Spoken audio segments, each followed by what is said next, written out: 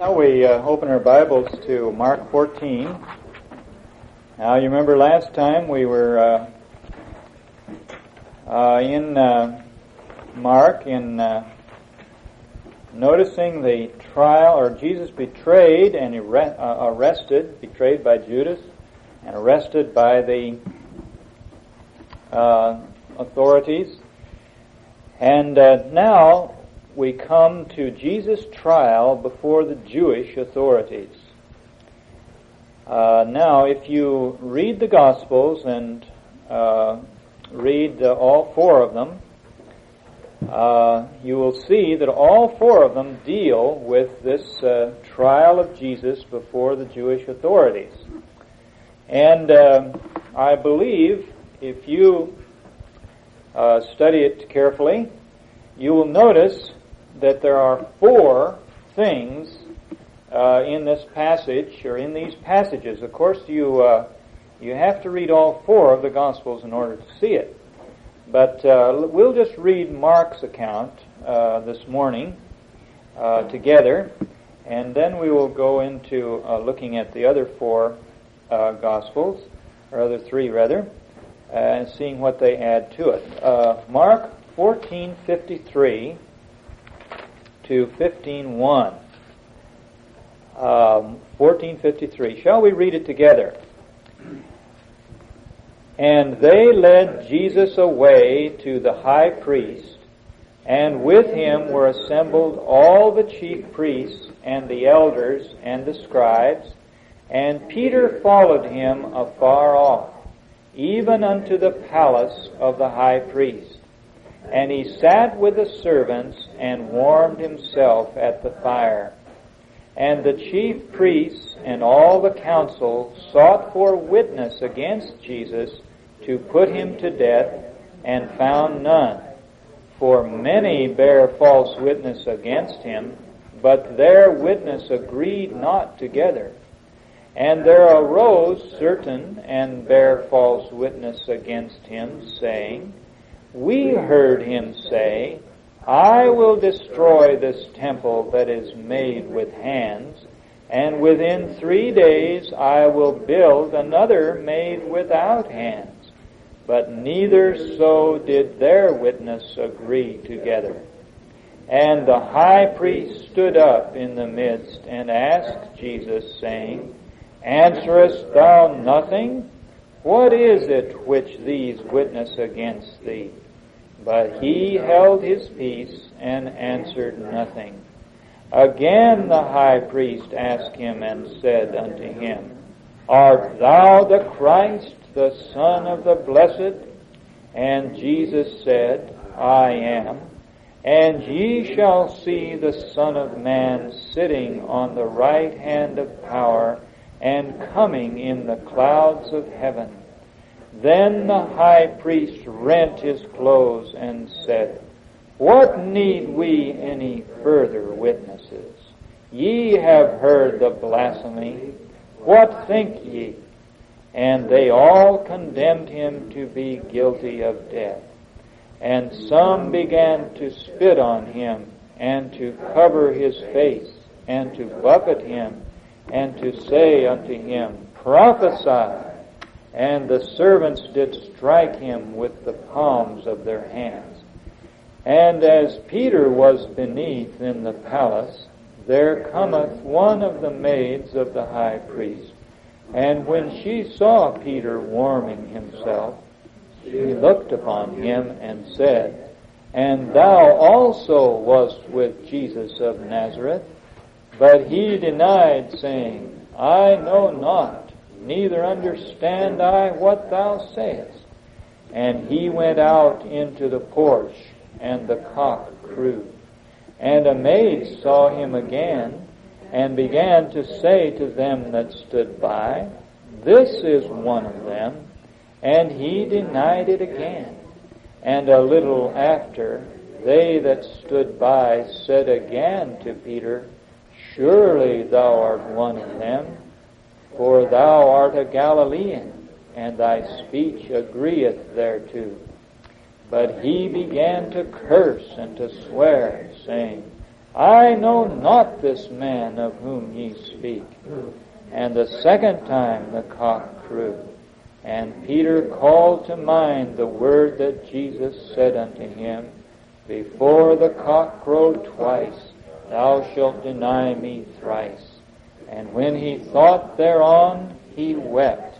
And straightway in the morning the chief priests held a consultation with the elders and scribes and the whole council, and bound Jesus and carried him away and delivered him to Pilate. All right, now the four things that we have here, although you don't see them in Mark, you have to go through all four Gospels to see all of these. First of all, Jesus before the high priest, Annas. Now, you'll find in the Gospels that there are two men referred to as the high priest, Annas and Caiaphas. And actually, they don't really have any secular knowledge as to why that is, other than this, that Annas was very influential. He was made high priest, I think, about 2 B.C., and that would be when Jesus was about 2 years old, because Jesus was born, you remember, right at the end of 5 B.C. because of the change in the calendar. And he was removed from the priesthood about 15 A.D., so he had about 17 years in the priesthood. And, of course, the Romans, they put up the priests and put them down. And so Annas was removed from the priesthood. However, Annas had 5 sons who were also high priests, and also Caiaphas was his son-in-law. So you can imagine how influential he was as the high priest. He evidently was so influential. This was about 15 years after he had been removed from high priest. This was 30 A.D., you see. No, this was 30 A.D. That was the year Jesus was crucified. And Annas, you see, was still, after 15 years of having not been officially high priest, he was still referred to as by the Jews as high priest. Now, the Jews, of course, their idea was that if a person was high priest, he was high priest for life. And so they didn't pay any attention to what the Romans said. And so they considered these two to be high priests, evidently, Annas and Caiaphas. Now, Annas, you see, had to get his little say-so in first, so they brought him first to Annas. And this is told about in John 18. If you want to turn to it, it's in 18:12. And it says there, Then the captain and the officers of the Jews took Jesus and bound him and led him away to Annas first, for he was father-in-law to Caiaphas, which was the high priest that same year. Now Caiaphas was he that gave counsel to the Jews that it was expedient that one man should die for the people. And now, before Annas, what happens? Well, here's what it tells us in John 18:19. The high priest then asked Jesus of his disciples and of his doctrine. And Jesus answered him, I spoke openly to the world. I ever taught in the synagogue and in the temple, whither the Jews always resort, and in secret have I said nothing. Why askest thou me? Ask them which heard me what I have said unto them. Behold, they know what I have said. And when he had spoken, one of the officers which stood by struck Jesus with the palm of his hand, saying, Answerest thou the high priest so? Jesus answered him, If I have spoken evil, bear witness of the evil. But if well, why smitest thou me? Now that is the sum and substance of what happened before Annas, you see. Annas inquired as to his disciples and to his doctrine. And Jesus said, my ministry has been entirely public. I haven't done a thing in secret. And he said, if you want to know, probably the best place to find out would be to find from those who heard me. And of course they didn't like that. And so it says, Annas therefore sent him bound unto Caiaphas the high priest. He figured he wasn't going to get anywhere with him, and so he sends him bound to Caiaphas. Now, I think it's very good to see. Now, this happened evidently in the middle of the night. It's probably about 2 o'clock or maybe 3 in the morning, because they came out there, remember, in the middle of the night and took Jesus. But Annas, you see, he was so anxious to get Jesus and get rid of him that he was willing to get up any hour in the morning to try to get him condemned. Now, I think we'll turn aside now and look at Peter for a minute. This is also very interesting as you follow it through all of the Gospels. In Matthew 26:57, it says this, they led him away to Caiaphas. After they went to Annas, they led him away to Caiaphas the high priest, where the scribes and elders were assembled. But Peter followed him afar off unto the high priest's palace. And then in John it tells us this, and Simon Peter followed Jesus, and so did another disciple. Who do you think that other disciple was? John. He never refers to his name. He always just says he's just another disciple. That disciple was known unto the high priest, and went in with Jesus into the palace of the high priest. But Peter stood at the door without. Then went out that other disciple, which was known unto the high priest, and spake unto her that kept the door, and brought in Peter. And so Peter went in a certain distance, but evidently into the inner sanctuary of the palace there where the high priest stayed. He couldn't get in. They had people posted at the door. In this case, it was a girl posted at the door. And nobody was allowed in except those who were let in. And John was let in because he knew the high priest. He knew the family. Now, that's interesting, isn't it? But John was acquainted with the family some way. He must have been of an influential family himself. And so he went down and he speaks to the girl at the door and he says, let this fellow in. And so they let him in. And Peter comes in. And the servants and the officers stood there, who had made a fire of coals. This is in John, for it was cold. And they warmed themselves. And Peter stood with them and warmed himself. And so, you see, there was kind of an inner courtyard kind of affair. And Jesus evidently was taken up into a place above the courtyard to be tried before Caiaphas, the high priest. And down there was this courtyard, and that's where Peter was, and there was a fire burning down there because it was cold. It was early in the morning, 3 o'clock or 4. And Peter sat with the servants, or with the officers, the Revised Version says, to see the end. He sat with the officers and warmed himself at the fire. And Peter was beneath in the palace, or court, and there cometh one of the maids of the high priest, the damsel that kept the door. Now this girl that kept the door, she came and looked earnestly at Peter and said, Thou wast with Jesus of Nazareth. And he denied, saying, I know not, neither understand I what thou sayest. And so the first one to accuse him of being a disciple is this girl who kept the door.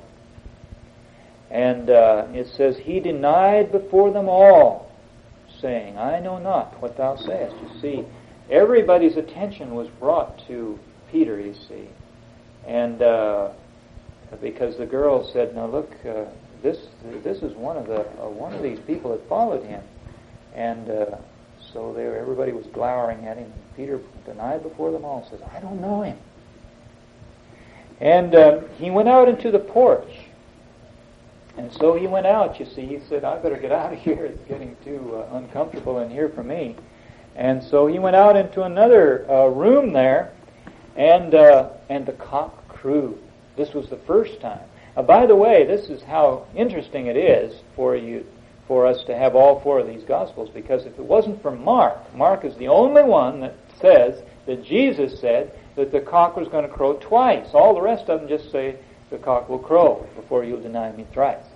But Mark puts in, you see, and Mark is supposed to be the one that depends on Peter. That's what the tradition is, that Mark got his information from Peter.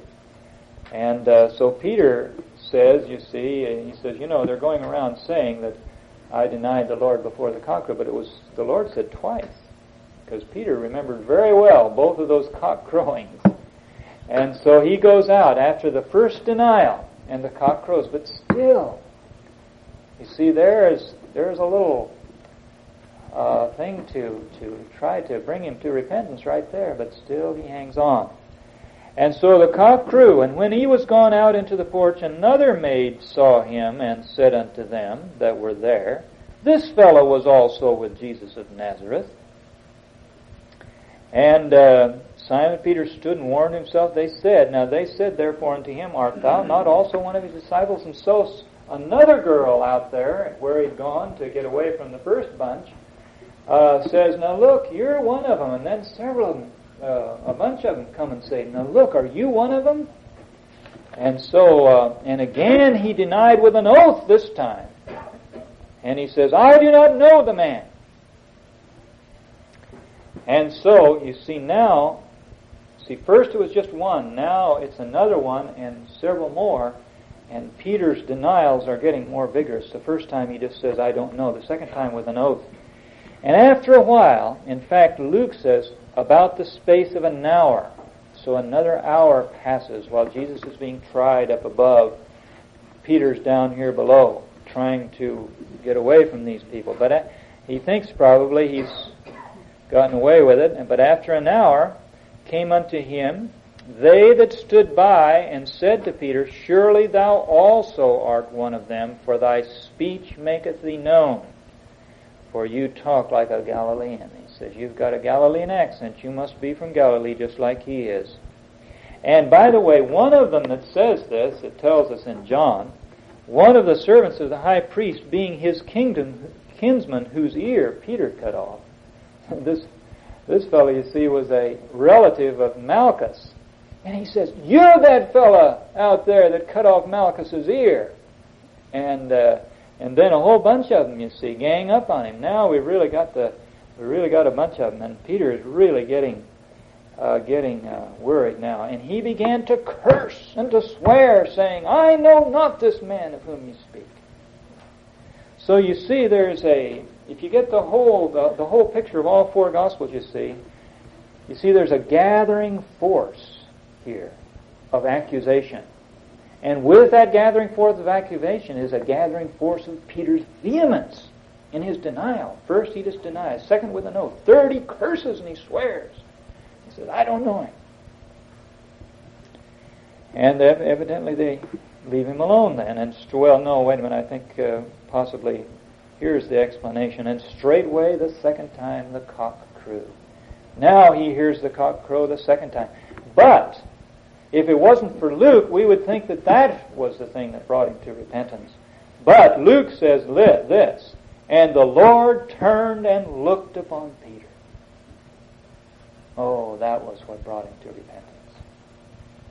It was then, you see, that the cock crowing really came. And Peter remembered the word of the Lord, how he had said unto him, Before the cock crow, thou shalt deny me thrice. And Peter went out and wept bitterly when he thought thereon. And so, this gives us the history of Peter's denial. Now, Jesus' trial before Caiaphas. This is the third thing that we see here. The chief priests and all the council sought for false witnesses. Now, we've already seen that we're in Caiaphas' palace, or his courtyard now. And Jesus is being now tried before the official high priest. Now notice it says the chief priests and the council sought for false witnesses. They deliberately said, now look, we've got to get some witnesses. And they went around saying, did you see him say something? Did you hear him say something? And people said, no. Well, say that you did anyway. They're just deliberately trying to get people to testify against him. Because, you see, in order to have any semblance of justice in their trial, they had to have witnesses, because the law of Moses said you got to have 2 or 3 witnesses in order to condemn a man to death. And by 2 or 3 witnesses, every word shall be established. So we got to get 2 people at least to say the same thing. And they had difficulty there. For many bear false witness against him, but their witness agreed not together. What an amazing thing. You know, that God in His providence, these people couldn't even get together. Two of them couldn't get together on a false witness. They just didn't agree together. And then at last came two false witnesses. Now, we're indebted to Matthew for this. You know, it's just wonderful to go through all these four Gospels and see how they help each other. You know, one of them comes in here where the other one falls, and the other one fails here, and another one comes in.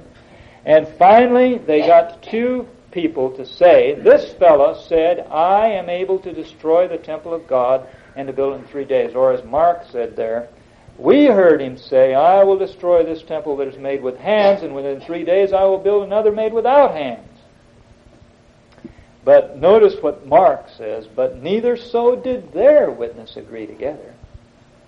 They couldn't even get together on that witness. And so finally, in desperation, the high priest stands up and says, well, I've got to do something about this. We're not getting any cooperation from these witnesses, and we've got to get this man condemned. And so Caiaphas stands up and says, the high priest stood up in the midst and asked Jesus, saying, answerest thou nothing? What is it which these witnesses witness against thee? But he held his peace and answered nothing. Because he wasn't even going to bother to answer them. They had trumped up all this stuff anyway, and their own consciences condemned them. They knew that these fellows were false, and they had put them up to it. And then so finally, the high priest said, I adjure thee by the living God that thou tellest whether thou be the Christ, the Son of God. And Jesus said, I am. Here, after all of this business of trying to get false witnesses, I think that must have almost knocked them down. In fact, I'm sure that from the evidence here, that they couldn't believe it. What? Did you say you were? You know, here they thought they were going to have to get a bunch of witnesses. He said, I am. And ye shall see the Son of Man sitting on the right hand of power and coming in the clouds of heaven. He reminds them, he claims for himself one of the scriptures that everybody attributed to the Messiah. And that's in Daniel. You remember where Daniel says the Son of Man shall come in the clouds of heaven upon the right hand of the throne of power. And Jesus said, you're going to see me coming that way. And they could hardly believe it. And so they say, then the high priest rent his clothes, saying, he hath spoken blasphemy. What further need have we for witnesses? Behold, now ye have heard this blasphemy. What think ye? And they answered and said, he is guilty of death. Okay, well, no, actually, they took that, see. They said, well, all right, my goodness, we don't even need any witnesses. he's telling us himself. And so they were very happy about that. And so some began to spit on him and to cover his face and to buffet him and to say unto him, prophesy unto us, who is it that smote thee?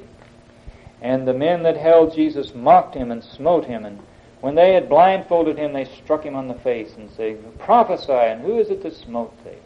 And many other things blasphemously spake they against him. Now the last place that they go, and as this is told in just the last verse there, the first verse of the 15th chapter in Mark, and also in Luke. Luke gives us an extended coverage of this that nobody else gives. And that is, they have to take them to the full Sanhedrin. You see, there were 70 people that were in authority, not just the high priest. And so, the high priest, you see, wasn't sufficient.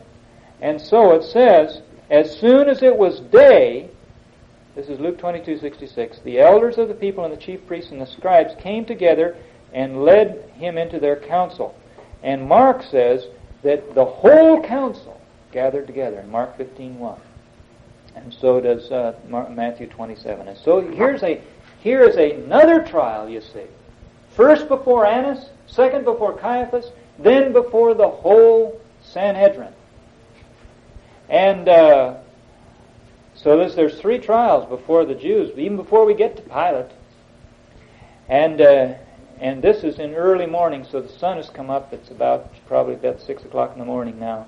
And he said unto them, and so they bring him into the Sanhedrin, and they say to him, art thou the Christ? Tell us. And he said unto them, If I tell you, you will not believe. And if I also ask you, ye will not answer me. Hereafter you shall see the Son of Man set on the right hand of the throne of power. Again, he refers to that scripture in Daniel. And they said, Then said they all, Art thou then the Son of God? And he said unto them, Ye say that I am. And they said, What need we of any further witnesses, for we ourselves have heard of his own mouth. Now, just in closing here, what lessons can we learn from this trial of Jesus? Well, now here's something that I really feel that I have dealt with inadequately, but I think that it should be suggestive. It's something that really is worth a lot of meditation. And that is this, that this is of tremendous value to us because here, what do you have? You have Jesus on trial before the religious world. And he's still on trial today before the religious world.